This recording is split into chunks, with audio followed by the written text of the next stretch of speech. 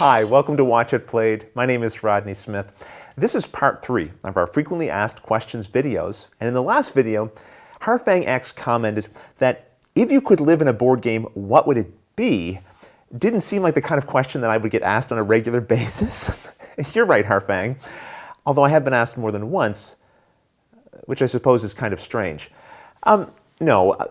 Amongst the questions that I do get asked frequently, I have added in some of the other questions that people have asked. I think even the series itself has kind of prompted people to start throwing in some additional goofy questions, which is fun and fine. I'm glad to be able to sort of keep the mood light in these videos. But let's start this one with a question that I do get asked with some frequency.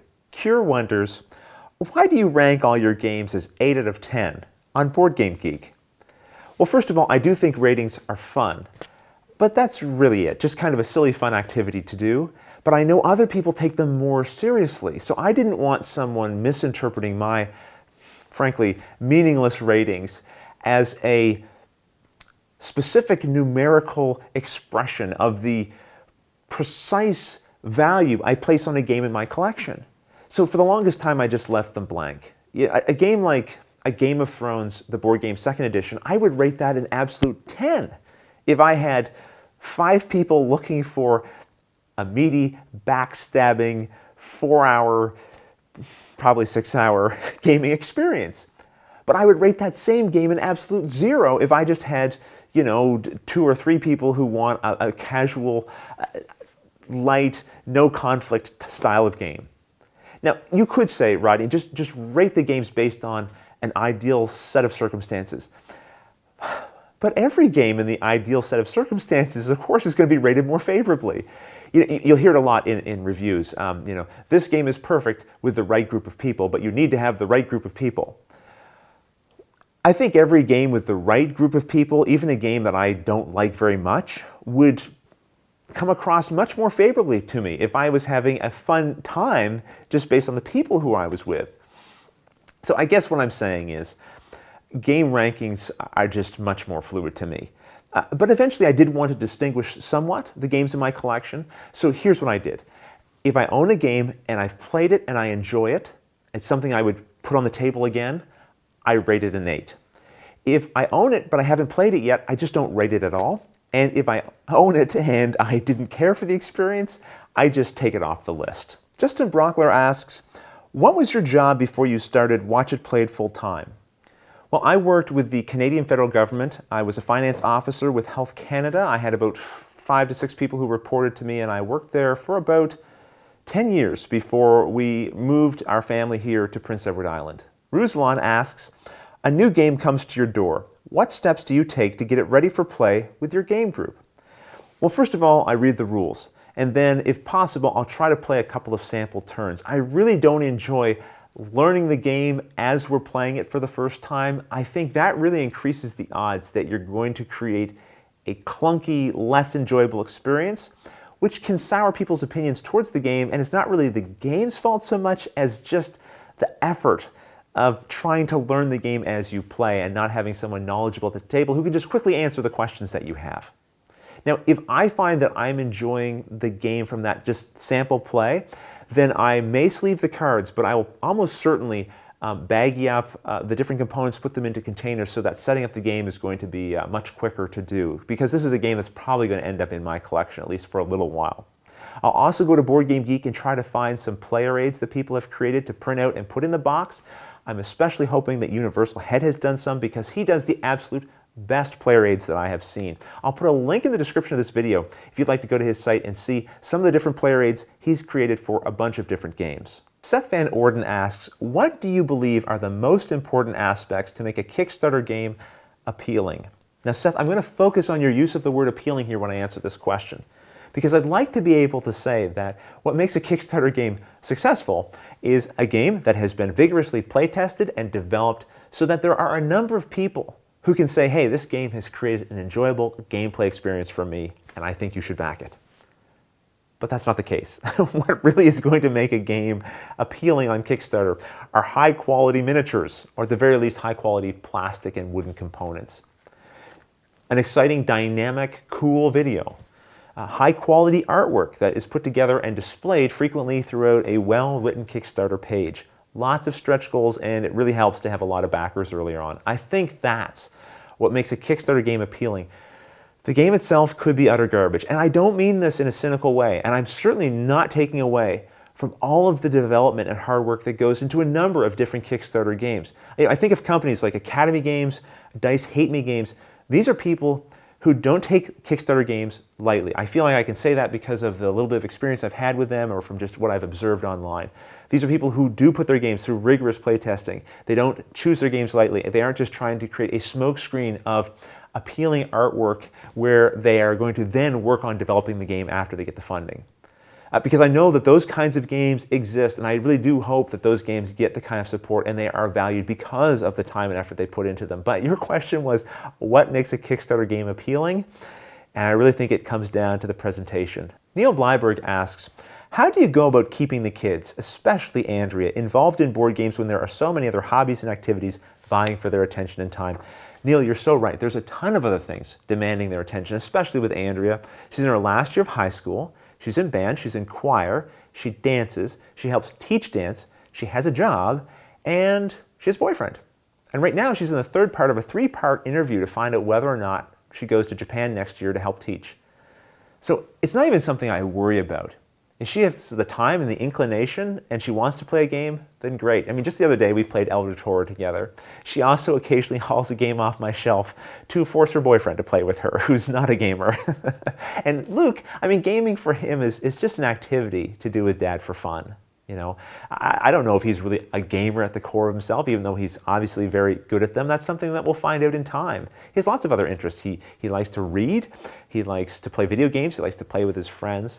So, you know, I left the hobby for a number of years before I came back to it pretty seriously and then started watch it played. So I have no idea what their gaming life adventures will involve, and I don't want to put any pressure on them that way. Obviously, being around me means that they are exposed to a lot of board games, and that when I have free time and want to do something, I'm probably going to suggest a board game to them. But I always do try to find the ones that I think would appeal to them. Trastasul asks, how do you get the games you show on your channel? Do you have an arrangement with publishers or stores?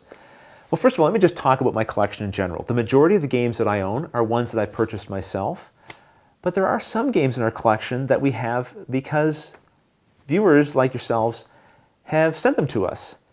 I guess it's a way of saying thank you for the time and effort we put into the channel. And I have to say that is very special, very you know, listen, one of the nicest things about this hobby, of course, is when you get a game for the first time and you get to enjoy and experience the fun that it offers. So that someone would take the time and money that they could spend on a game to add to their own collection and send it to us, it's a very kind, totally unnecessary, but highly appreciated gesture. And thanks again to those people who've done that. On occasion, we are sent a game by a retailer in exchange for a small plug in one of our filler or news and updates episodes. Even the Cult of the New, our official retailer sponsor for the rest of this season, who generously donated to our last fundraiser, which is what keeps the show going. Although they've sent us a few games which we've featured in little spots for them and will continue to do, the majority of games that I order through them, and I pay the exact same price that you would, so there's not really a special arrangement there or anything. Now, when we're hired to do an instructional video by a publisher, they will send us the game. And it's interesting because reviewers will sometimes get asked, if you're sent a free game, doesn't that influence your opinion a little bit? Maybe if you didn't like the game, you'll be a little nicer to it, or maybe you'll like it a little more because, hey, it was gifted to you. This is something I don't have to worry about because I don't review games. You'll never know whether I like the game or not because I don't even bring that up in any of my videos. Well, okay, there is a very poorly kept secret.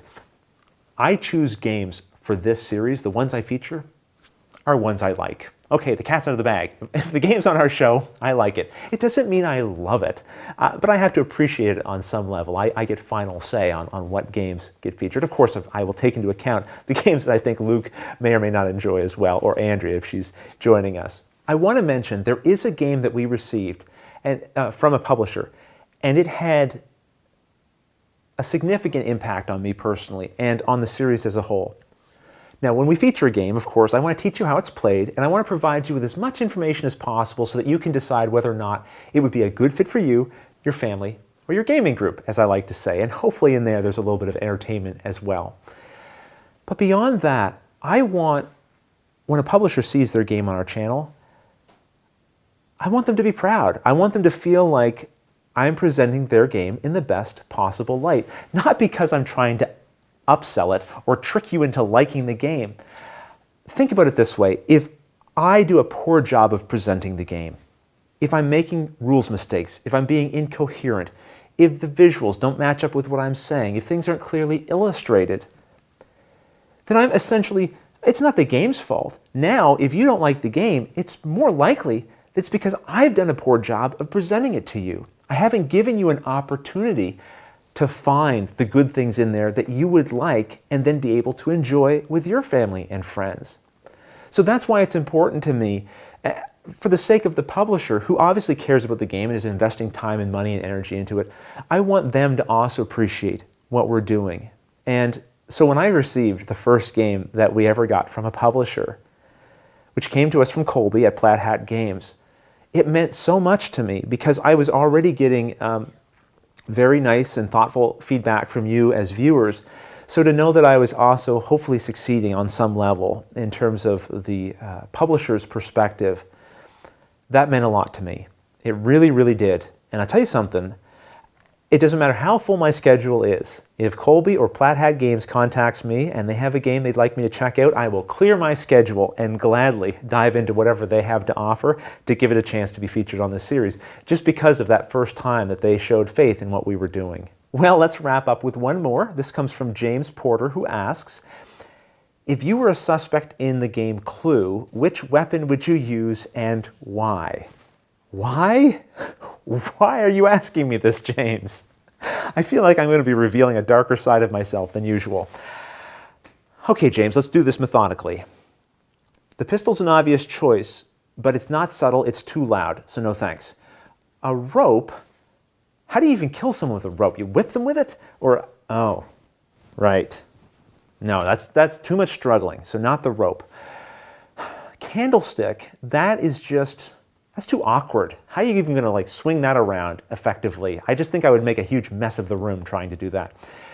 Okay, so a wrench. Now, the wrench is better because it's much easier to swing. I think that's a good choice, except that it's got a lot of crevices in it.